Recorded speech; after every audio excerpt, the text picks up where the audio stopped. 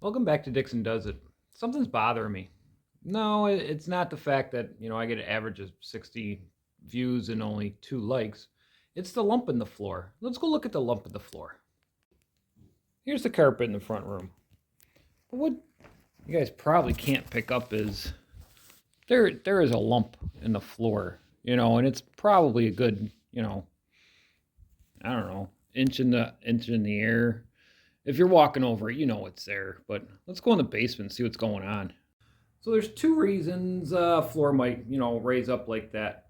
One is the boards come together and they don't like it, so they just go, they go up in the air. That's kind of easy to fix. You could just take a saw and cut a channel out, just call it meh, and then, they'll lay back down. You tear it up your floor basically. There's other ways around that. Find out why it's moving. Some of these are floating floors, and these are plank floors that I'm talking about. These are not your laminate, lay down, click lock, whatever floors. These are old tongue and groove floors that we're talking about. So yeah, that's one way. The other one is another reason's the rafters. So you've got your main carrying beam, and it might be steel, but you always have these wooden rafters coming across, and they just sit on there, or they're in there. And if you've got old ones like this, the wood tends to shrink. So if that little piece that goes inside shrinks and this piece here shrinks, then this piece is holding up the floor and this piece comes down, and now you've got your lump. Now over here, somebody's put some shims in there to try to fix that. So what you can do is lift, just throw some shims in there, pound them in, and a shim gets thicker as it goes. So when you pound it in, it gets thicker, thicker, thicker, and pushes up. Here's some more shims over here. Somebody tried to fix it. I'm not going to go with the shim method because then you still got gaps here, and that's not good. So what I'm going to do is I'm going to raise these up, and then I'm going to support them. So I got to raise them up into place. So let's get to work on setting up raising them. So what are you looking for? Well, you want to make sure you don't have any wires going in between here, because if you lift that joist up and something's going in between, you're going to pinch that wire. That's not good. Don't pinch wires. So I'm going along here. I don't have any wires. I want to make sure there's no, there's pipes, with hangers and stuff, but I'm only going up like maybe half an inch. So that's not going to bother me. Got no pipes in the way. I'm not worried about anything in here. There are some nails. And if you look, the nails go all the way in. So should I pull those nails? I don't know. If I push this up, the nail's just going to drive further back into where it belongs, or it's going to slide out. So I'm not really going to worry about that. If I look, I can actually see there's a gap there. So I just need to bring it up to fill the gap. I'm not going up too high. So I don't need to bring it up too high. I mean, I just want it flat. I don't want to be tripping over it anymore. I mean, I sit there and I'm watching TV and I can just see the lump in the floor. It's pretty bad.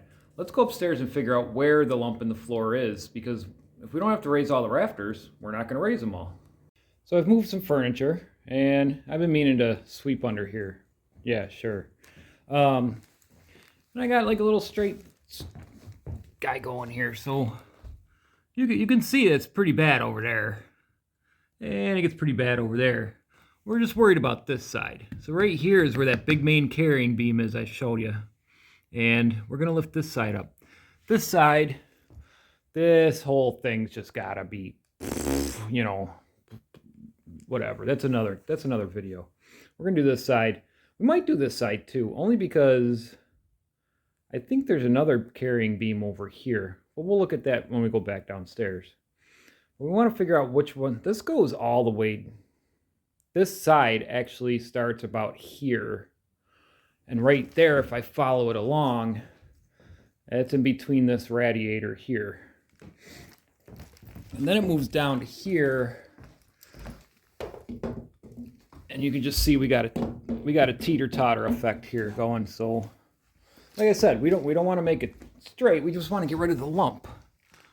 So I'm going to say this goes down to where this wall juts out, and that's the old fireplace that, you know, has been bricked up that we're not going to use again. But that goes down to that radiator where it comes down in. So the middle of that radiator to the end of this radiator. So let's go downstairs and see what's going on. So the middle of this radiator is, we're not going to count that one. We'll say this one's fine. And then this one, so this second one, all the way to this radiator is over here.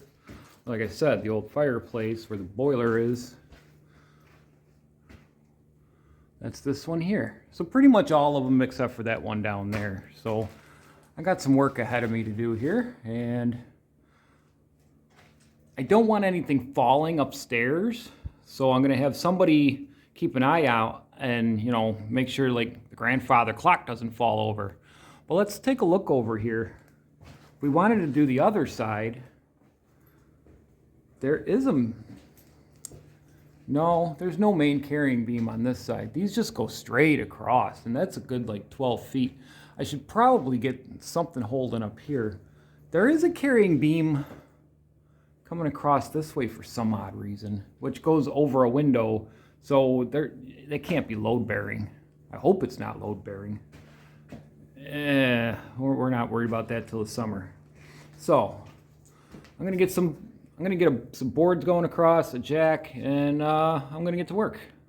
So I've got my jack set up, and I've got my board up to the first rafter, and I've got it level because I don't want to start jacking it up, and then if it's not level, you know, it might just like pop out, you know. So I got a board, you know, I'm not really going up that high, like I said. So it's gonna be bring it up, get a clamp in there, lower the jack, and hopefully I'll be able to see what happens up there while it's going, because I can always bring it back down too if I go too high.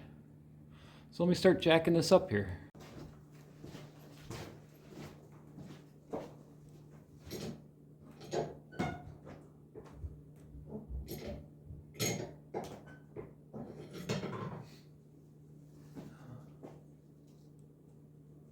Looks better. Let's see how we did here.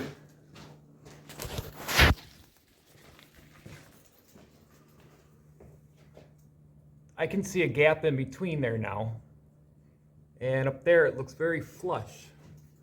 So actually it looks like a gap in between there. So let's go upstairs and see how it looks. So I'm not seeing, I see a little gap here, but when I bring it all the way across, that's still bad.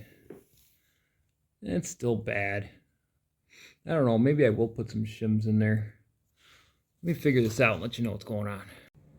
Okay, so I've got one in there, but the issue, as you can see, is these are made for standard 2x4s, which they sell now, which are not 2 inches by 4 inches.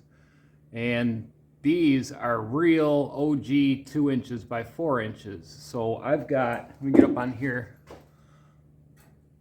That doesn't look like it's gonna do what I want it to do. So I think I'm gonna go back to doing the shim thing. And so what I'm gonna do is I'm gonna put a board up in here, lift the floor up, put the shims in, drop it. So I guess we'll try that one on the next beam.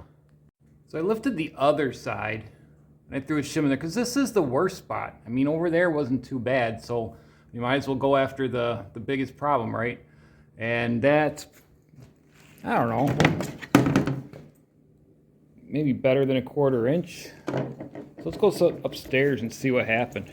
All right, so I had this over here. I was measuring at the bubble, and it was 3/4 of an inch, and now it's only a 1/2 inch. So it's getting better. I'm going to do the same thing going all the way down and see if I can make this better. You know, not perfect, better. Did you like my pencil? I think they made it just for me. Another way to do this is the sistering method. No, that's not where you make your sister stand under the house all day and hold it up. Oh, that would be funny. I don't have a sister. So let's see what a sistering method looks like. So if you have a bad joist, what you would do is called a sister. You know, you would hold it up, you'd put another beam across it and put some bolts in there, and that basically makes the new beam holding the old beam, you know, if one of these were split, which a lot of them are. So I've done a couple things with this. Anyways, I've got my pole holding up a 30-inch piece of 2x4, and when I jack it up, it should level all of these out, straighten them all out, and bring it up. So I'll bring that up, and I'll, you know, zip it in, zip, zip, zip, and now this is holding it up. What is the issue that I'm really having here?